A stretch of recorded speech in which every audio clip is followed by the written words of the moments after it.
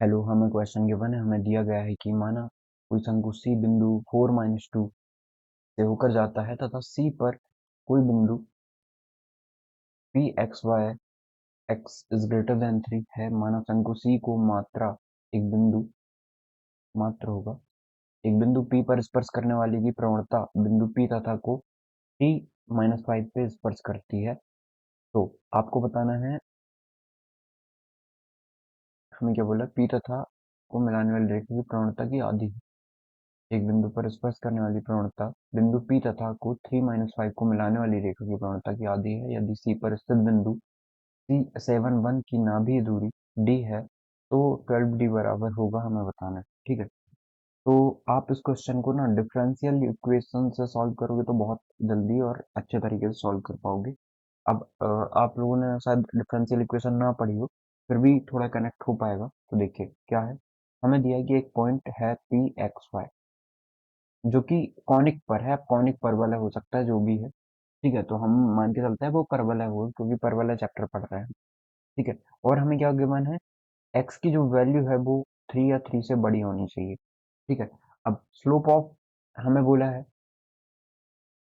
कि माना शंकु C को मात्र एक बिंदु P पर स्पर्श करने वाले की प्रवणता बिंदु P तथा वो 3-5। अब हमें बोला है कि C बिंदु 4-2 से होके जाता है। 4-2 मतलब ये पॉजिटिव ही होगा, इस तरीके से। ठीक है, तो 4-2 मतलब नीचे की तरफ, तो 4 ये हो गया और -2 ये हो गया, ऐसे मान लेते हैं ये वाला पॉइंट, ये 4-2।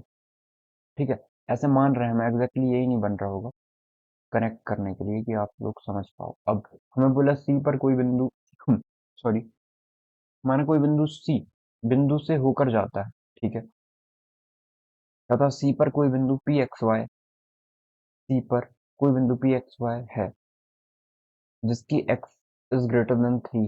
ठीक है, एक्स की वैल्यू 3 से बड़ी हो सकती है, ये हो सकता है, ये हो सकता है, ये हो सकता है, जो भी चाहे वो हो सकती है भाई, लेकिन इस तरफ नहीं होगी। ठीक है, ठीक है, इस तरफ नहीं होगी, इस तरफ ही देगा, राइट साइड। अब हमें बोला है, माना बिंदु सी को मात्र एक बिंदु P पर स्पर्श करने वाली की प्रवणता, अच्छा P बिंदु पे स्पर्श कर रही है, तो P बिंदु मान लेते हैं ये है, ये एक्स वाई है। ठीक है, अब इसे कोई रेखा स्पर्श कर रही है, P बिंदु से होके जा रही है, समझिए। ठीक है, इस तरीके से मान लेते हैं P से होके जा रही है। अब तथा 3-5 को मिलाने वाली रेखा की प्रवणता की आधी बिंदु P तथा, हमें क्या बोला है, बिंदु P तथा को 3-5 को मिलाने वाली रेखा की प्रवणता की आधी। अब देखो, P बिंदु पर स्पर्श करने वाली स्पर्श रेखा की प्रवणता बिंदु P तथा 3-5 को मिलाने वाली रेखा की प्रवणता की आधी। अब 3-5 कहाँ पे होगा, यदि हमने कहा कि ये किसको सेटिस्फाई करके चेक करते हैं, तो 4-4 होना चाहिए। ठीक है, तो वाई स्क्वायर इक्वल टू में एक्स, यही 2x। ठीक है, वाई स्क्वायर इक्वल टू में एक्स ही होगा, वाई स्क्वायर इक्वल टू में एक्स। देखिए ये सेटिस्फाई कर रहा है, तो 3-5 इस पे आएगा, यानी चेक करते हैं, तो नहीं आएगा इस पे, क्योंकि y का स्क्वायर 25 और 3 का स्क्वायर 9, इस पे तो नहीं है। ठीक है, तो हम ऐसे मानते हैं कि कोई बिंदु P से कोई अलग पॉइंट होगा 3-5, उसको हम मानते हैं कि वो इस तरीके से होगा, यहाँ कहीं, जो कि 3-5। ठीक है, अब हमें बोला है को मिलाने वाली रेखा की प्रवणता की आधी है यदि C पर स्थित बिंदु 7-1 की नाभि दूरी D। अब 7-1 है, तो ये भी तो सेटिस्फाई नहीं कर रहा है। इसका मतलब ये परवल है, जैसे कुछ अलग ही इक्वेशन बनेगी कि नाभि दूरी D है तो 12D बराबर हो। इसलिए हम ना ये फिगर उतना मतलब स्टेबल नहीं बना है, जैसे मैं बताऊंगा। ओके, बस समझाने के लिए बताया कि क्या क्या हो रहा है, यदि ऐसा परवल परवलय रहा तो क्या होती कंडीशन। ठीक है, तो ये हम इजीली कर सकते हैं, जिससे ये हम इजीली कर सकते हैं डिफरेंशियल इक्वेशन वाले कॉन्सेप्ट। तो देखते हैं, हमें क्या बोला है कि slope of line at P x y, मतलब पी पर स्पर्श करने वाली की प्रवणता बिंदु पी तथा 3-1 को मिलाने वाली रेखा की प्रवणता की आधी है। अब इसकी प्रवणता हम मान लेते हैं पी बिंदु की, क्योंकि पी बिंदु एक्स वाई है, तो एक्स वाई पे चल मतलब d y by d x. ठीक है, ये इक्वल हो जाएगा किसके, हमें बोल रहा है पी तथा को मिलाने वाली रेखा की प्रवणता की आधी है, मतलब ये प्रवणता जो है वो हाफ है किसका, एक्स वाई से जब हम टी माइनस फाइव को मिलाते हैं तो उसके। तो वाई माइनस वाई वन, तो वाई, जैसे मैंने यही पॉइंट मान लिया 3 - 5, तो वाई माइनस वाई वन मतलब वाई प्लस फाइव अपॉन में एक्स माइनस एक्स वन मतलब x two minus x one मतलब एक्स माइनस। ठीक है, तो इस तरीके से हो गया ये।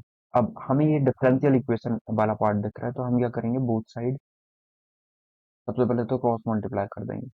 तो y अपॉन में फाइव यहाँ पे आ जाएगा, y वाली टर्म y वाली के साथ आ जाएगी। ठीक है, तो पहले टू को यहाँ पहुंचा देते हैं, टू डी वाई अपॉन में ये y प्लस फाइव यहाँ पे आ गया, और डी एक्स ऊपर चला गया, और ये x माइनस थ्री नीचे ही है ऑलरेडी। ठीक है, तो इंटीग्रेशन हम ले लेते हैं बोथ साइड में, तो टू बाहर आ जाएगा। इंटीग्रेशन किसका लिया हमने, डी वाई अपॉन में y प्लस फाइव का। ठीक है, फिर equal to integration of x minus three, ये डी एक्स है। अब एक काम करते हैं, लगा देते हैं इंटीग्रेशन का कॉन्सेप्ट। तो वन बाय एक्स कितना होता है, का फॉर्मूला डायरेक्टली याद होगा आपको, 11 में पढ़ा होगा, two log y plus five, मतलब फिजिक्स फिजिक्स में कॉन्सेप्ट यूज हो जाता है बेसिक में। तो ये लॉग वाई प्लस फाइव हो जाएगा सॉरी, ये हो जाएगा लॉग एक्स माइनस थ्री, और एक कांस्टेंट ऐड करते हैं तो वो सी ऐड कर देते हैं। अब हमें पता है कि जो ये निकल के आया है, ये एक्स वाई के टर्म में निकल के आया है, और हमें पता है कि पी तथा 3 - 5 को मिलाने वाली रेखा की प्रवणता, और हमें बोला सी जो है मतलब एक्स वाई सेटिस्फाई करेंगे 7 1 को, क्योंकि एक्स वाई से होके जाता है वो, तो क्योंकि ये 7 1 से होके जा रहा है, तो और हमें बोला है 4 - 2 से भी होके जाता है, तो 4 - 2 रखते हैं। यदि हम 4 - 2 पॉइंट रखें, तो जहां बाय दिख रहा है वहां पे -2 रख देते हैं, तो 2 लॉग, ये हो जाएगा -2 फिर प्लस का -2 प्लस का 5। ठीक है, इक्वल टू में लॉग एक्स माइनस थ्री है, तो यहाँ पे भी रख देते हैं वैल्यू 4 माइनस का 3 प्लस का 6।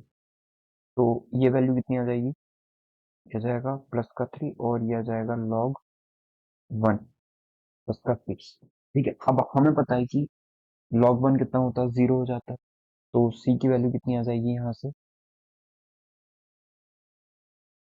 सी इक्वल टू आ जाएगा, मतलब ये तो 0 हो गया, तो सी इक्वल टू में ये बचेगा, ये वाली टर्म 2 लॉग 3। ठीक है, चाहे तो इसे हम कोई इक्वेशन दे देते हैं,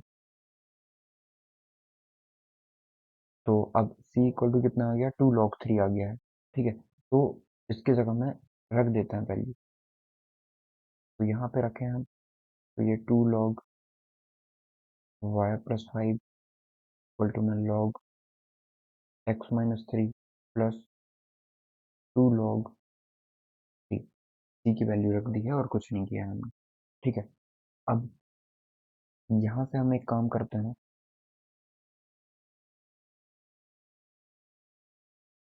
दिख रहे हैं यहाँ भी 2 है, एक काम करते हैं इसको नेक्स्ट पेज पे कर लेते हैं, 2 log y plus five equal to में log x minus three plus log 3 plus 2 log 3। अब इसमें भी 2 का कोफिशिएंट है, इसमें भी 2 का, तो इनको हम एक तरफ ले आते हैं, y प्लस फाइव माइनस का ये 2 log 3 हो जाएगा, ये log x माइनस थ्री रहेगा। अब हमें पता है log, यदि हम देखें log a minus log b, ये कितना हो जाता है, property log a upon b हो जाती होगी, बेसिक मैथ्स में आपने पढ़ा होगा। यदि 2 कॉमन निकालने हैं तो इसे लिख सकते हैं log y plus five upon में b, 2 बाहर निकाल लिया। ठीक है, इक्वल टू में कितना है, लॉग एक्स माइनस थ्री, यही है। ठीक है, अब हम चाहें, टू बाहर है, आपने एक चीज और पढ़ी होगी कि a log b होता है, तो log b की पावर a लिख सकते हैं। तो यहाँ पे भी वही करें क्योंकि कंपैरिजन नहीं कर पाएंगे हम। तो log y plus five upon में थ्री होल की पावर टू इक्वल टू में log x माइनस थ्री हो जाएगा। अब कंपैरिजन कर सकते हैं, यदि log से log कैंसिल आउट कर दें, कंपैरिजन कर लें, तो y प्लस फाइव ये दोनों इक्वल तभी हो सकते हैं जब अंदर वाली वैल्यू सेम रहे, x माइनस थ्री हो जाएगा। ठीक है, सॉल्व करते हैं इसे हम।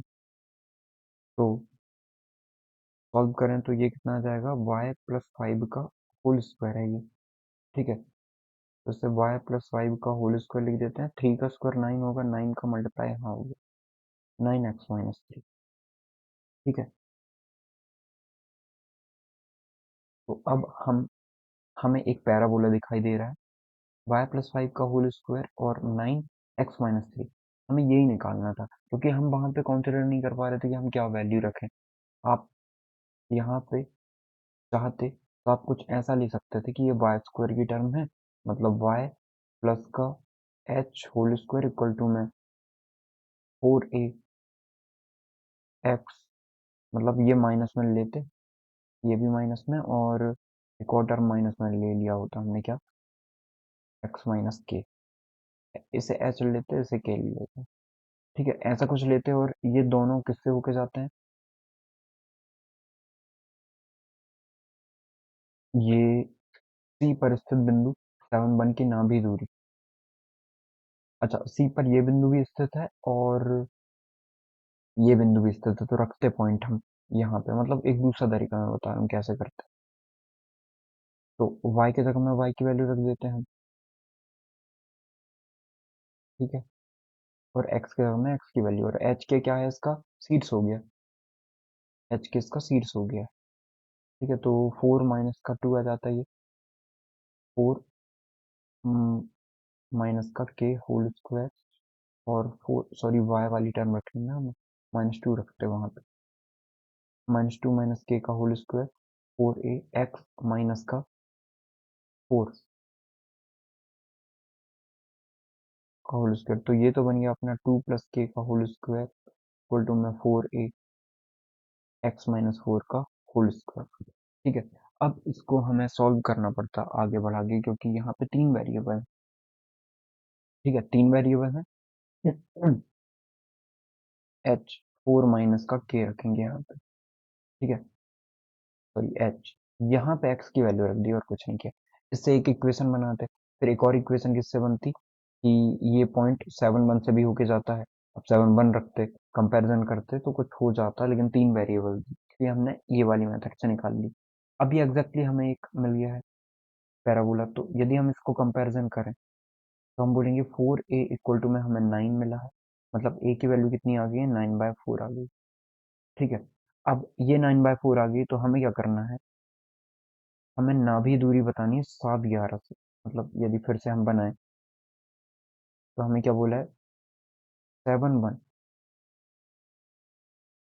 ठीक है, ये सेवन इलेवन होगा, ये सेवन इलेवन होगा, तो सेवन इलेवन से हमें डिस्टेंस बतानी है नाभि डिस्टेंस, इसकी यहाँ से यहाँ तक की डिस्टेंस। तो ये पॉइंट कैसे पता लगा लें आप, तो हमें पता है सीड्स कितना है इसका, ये वाले क्वेश्चन देखें तो सीड्स है थ्री माइनस फाइव। ठीक है, एस कितना आ जाएगा, ये यहाँ से यहाँ तक की डिस्टेंस कितनी होगी, पूरे मतलब नाइन बाय फोर। ठीक है, एक इक्वल हो जाएगी, अरे यहाँ से यहाँ तक की डिस्टेंस नाइन बाय फोर है। अब इस तरफ चलना है हमें, तो हम क्या करेंगे, थ्री से नाइन बाय फोर में से थ्री को माइनस कर देंगे, तो ये कितना आ जाएगा, ट्वेल्व। यदि हमें ना भी निकालनी है, यदि ये एक्स एक्सिस में तो है नहीं, तो ऐसे तो डायरेक्टली हम माइनस नहीं कर सकते क्योंकि एक्स एक्सिस में नहीं। ठीक है, तो अब हम इसकी ना भी निकाल लेते हैं कैसे आएगी। तो ये पॉइंट हमें पता है कि यदि हम माने कि ये ना जरूर से एक्स के पैरेलल होगा, एक्स के पैरेलल मतलब ऐसे कुछ लाइन पे ये शिफ्टेड होगा। अब ठीक है, शिफ्टेड है इसका मतलब y जो होगा इसका तो y तो सेम ही रहेगा, क्योंकि आप कहीं पे भी देखो y की वैल्यू सेम ही रहती है। अब x निकालना है हमें, तो हम क्या करेंगे 3, मतलब ये ओरिजिन से कितने डिस्टेंस पे है, ये वाला पॉइंट 3, तो इतना और जाना है हमें। तो यहाँ से यहाँ तक के कोऑर्डिनेट निकालने हैं, तो प्लस करना पड़ेगा। ठीक है, प्लस करना पड़ेगा हमें 9/4 + 3, तो ये हो जाएगा 12, 12 + 9 21/4, ये आ गया है। अब डिस्टेंस निकाल सकते हैं आसानी से, तो डिस्टेंस कितनी हो जाएगी, ये बिंदु कितना था, यहाँ से यहाँ तक डिस्टेंस d दिया था, तो d की वैल्यू निकाल लेते हैं रूट में। मान सकते हो आप r, ये s मान लो, तो rs निकाल रहा है, समझिए यही बताना था हमें। तो 21/4 -7, तो ये कितना आ जाएगा 28, 21/4 माइनस का 7, या 28 मतलब माइनस का 7/4, तो प्लस का 49/16 हो जाएगा, और -5 -11 मतलब माइनस का 16, माइनस का 16 का स्क्वायर 256, सॉरी, ये क्या है 11 -5 है, तो -5 -11 करेंगे, तो -16 ही आएगा।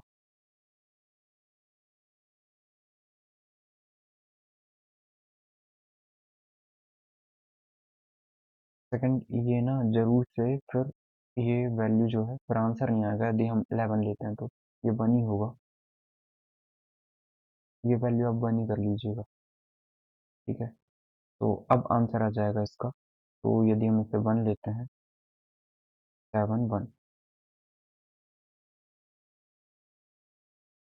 ठीक है 7 1 लेंगे, तो ये 7 1 पे सेटिस्फाई भी कर रहा है, यदि हम देखें तो 7 11 पे नहीं कर रहा है, हमें कंफर्म पता लग जाएगा कि आंसर करेक्ट है नहीं। तो इस पे रख के देखते हैं, 1 रखेंगे तो 6 का स्क्वायर 36 इक्वल टू 9, तो 7 -3 मतलब 4, 4 × 9 36, करेक्ट है। यदि हम 7 1 रख रहे हैं तो करेक्ट आ रहा है, पर 11 रखने पे नहीं आएगा फिर, क्योंकि 7 है तो 11 वैल्यू हो ही नहीं सकती, क्योंकि 7 पुट करने पे एक ही बार सेटिस्फाई करेगा वो। तो ये वैल्यू आ जाएगी 6 का स्क्वायर मतलब 36, तो सॉल्व करें तो ये 49 और 16 × 36, 96, फिर 48 और 9 57, ठीक है, अपॉन में 16 ऐड करें तो 6 और 9 5, 7 4 11 और 1 12, 5 और 1 6 अपॉन में 16, 625 कितना आ जाएगा 25 और 4 25/4, ठीक है, तो डी की वैल्यू कितनी आ जाएगी 25/4, ठीक है, तो डी की वैल्यू कितनी आ गई 25/4, हमें क्या निकालना है 12D, तो 12D निकाल लेते हैं, 25/4 × 12, 4 से 3 टाइम्स 75, 25 × 3, ये 12D है, 75 आ गया, यही करेक्ट आंसर होगा। आई होप आपको समझ में आया होगा, your correct answer is 75, thank you.